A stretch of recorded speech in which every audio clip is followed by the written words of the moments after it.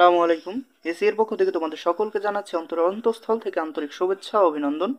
তোমাদের সাথে আমাদের অনেকগুলো ভিডিও হয়ে গেল। এই ভিডিওতে আমরা আলোচনা করব পরিচ্ছেদ 20। আমরা বুঝে আলোচনা করব, বুঝে পড়ব। প্রত্যেকবার আমরা যেমন ট্রিক্স দিয়ে আলোচনা করি, ট্রিক্স দিয়ে মনে রাখার চেষ্টা করব অবশ্যই। তাহলে চলো ভিডিওটা শুরু করা যাক। বিশেষণ মোট 11 প্রকার। আমরা এই 11 প্রকার বুঝে পড়ার চেষ্টা করব। বুঝে পড়লে পড়া সহজ হয় এবং পড়তেও খুব আনন্দ লাগে। তাহলে চলো শুরু করা যাক। এবং তোমরা যারা এসএসসি 2026 ব্যাচে আছো তাদের জন্য একটা রেজাল্ট চেঞ্জিং কোর্স আমরা দিয়েছি মাত্র 200 টাকায়। তোমরা সকল বিষয়ের স্পেশাল শিট এবং সাজেশন সব পেয়ে যাবে, তার সাথে পাবে 75টারও বেশি ক্লাস। তো যদি তোমরা এই কোর্সে এনরোল করতে চাও তাহলে কমেন্ট চেক করো, কমেন্টে নাম্বার দেওয়া আছে এবং বিস্তারিত সেখানে দেওয়া আছে, তোমরা দেখে নিতে পারো। বর্ণবাচক, তোমরা বর্ণ শোনার সাথে সাথেই তোমাদের মনে পড়বে রং, যে কোনো রং, লাল, নীল, হলুদ, সবুজ, বেগুনি। বর্ণ শোনার সাথে সাথেই তোমাদের রঙের কথা মনে পড়বে। দ্বিতীয় হচ্ছে আছে গুণবাচক সর্বনাম, যে বিশেষণ দিয়ে গুণ বা বৈশিষ্ট্য বোঝায় তাকে গুণবাচক বিশেষণ বলে।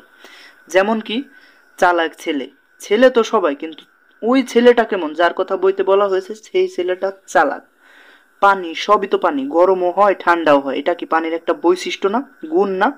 পানিটা ঠান্ডা। আবার অবস্থা বোঝায়, যে বিশেষণ দিয়ে অবস্থা বোঝানো হয়, যে তুমি কোন অবস্থায় আছো, তুমি দাঁড়িয়ে আছো না বসে আছো, তুমি হাঁটছো না দৌড়াচ্ছ, এই অবস্থা বোঝায়। চলন্ত ট্রেন, ট্রেন ট্রেন তো সবই ট্রেন, মানে ট্রেন কি প্ল্যাটফর্মে দাঁড়িয়ে আছে নাকি চলছে, সেই দিক বিবেচনা করতে অবস্থাবাচক। ক্রমবাচক, ক্রম মানে সংখ্যা, ক্রমবাচক আমরা পূর্বে পড়িয়েছি, তোমরা যদি ওই পরিচ্ছেদটি দেখো, ক্রম এবং পূর্ণ। ক্রম মানে 1 2 3 4 এবং পূরণবাচক যেটা সেটা হলো প্রথম, দ্বিতীয়, তৃতীয়, চতুর্থ। যদি তোমরা ওই পরিচ্ছেদটা না পড়ে থাকো তাহলে দেখে আসো, ওই পরিচ্ছেদটা পড়লেই আশা করি তোমাদের ক্লিয়ার হয়ে যাবে। এবং আমি এখানে একটু বুঝিয়ে দিচ্ছি, ক্রমবাচক মানে 1 2 3 4 এগুলো ক্রমবাচক, এবং পূরণবাচক মানে হলো প্রথম, দ্বিতীয়, তৃতীয়, চতুর্থ, পঞ্চম, এগুলো পূরণবাচক। পরিমাণবাচক আধা কেজি, 1 কেজি, 1 পোয়া, এগুলা।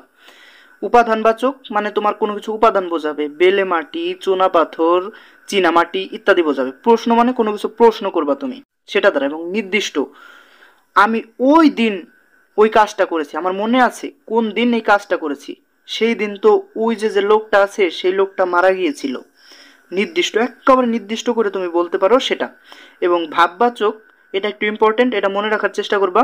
যেসব বিশেষণ বাক্যের অন্তর্গত অন্য বিশেষণকে বিশেষিত করে সেসব বিশেষণকে ভাব বিশেষণ বলে, মানে এক প্রকার অ্যাডভার্ব। খুব ভালো খবর, খবরটা কিরকম, আগে প্রশ্ন করবা খবরটা কিরকম, ভালো। এবং ভালোর বিশেষণ করছে কি, খুব ভালো খবর। তাহলে তোমরা বুঝে গেছো অবশ্যই আশা করছি ভাববাচক বিশেষ্য। এবং তোমাদের বইতে যে 2-3টা করে উদাহরণ দেওয়া আছে, এর বাইরে আর কোনো উদাহরণ আসবে না, তাই উদাহরণগুলোই তোমরা বারবার পড়ে নেবে। তোমরা যদি এই উদাহরণগুলো বারবার পড়ো দেখবা পরীক্ষায় গিয়ে 100% কমন পড়বে। তাহলে চলো 11 নম্বর এবং সর্বশেষ যে বিশেষণটা আছে সেটাও আমরা দেখে নিই। বিদেয় বিশেষণ, বাক্যের বিদেয় অংশে যে বিশেষণ থাকে সোজা কথা সেটাই বিদেয় বিশেষণ। এবং আমরা বিদেয় নিয়ে বিস্তারিত পরবর্তী ভিডিও, আরেকটা ভিডিওতে আলোচনা করছি। পরবর্তী ওই ভিডিওটা যদি তুমি না দেখে থাকো তাহলে অবশ্যই দেখে নিবা, কারণ বিদেয় কি সেটা তুমি ওই ভিডিওতে বুঝে যাবা। এবং আমি এখানেও একটু হালকা করে বুঝিয়ে দিচ্ছি। বিদেয় বাক্যের 2টা অংশ, একটা হলো উদ্দেশ্য এবং আরেকটা বিদেয়।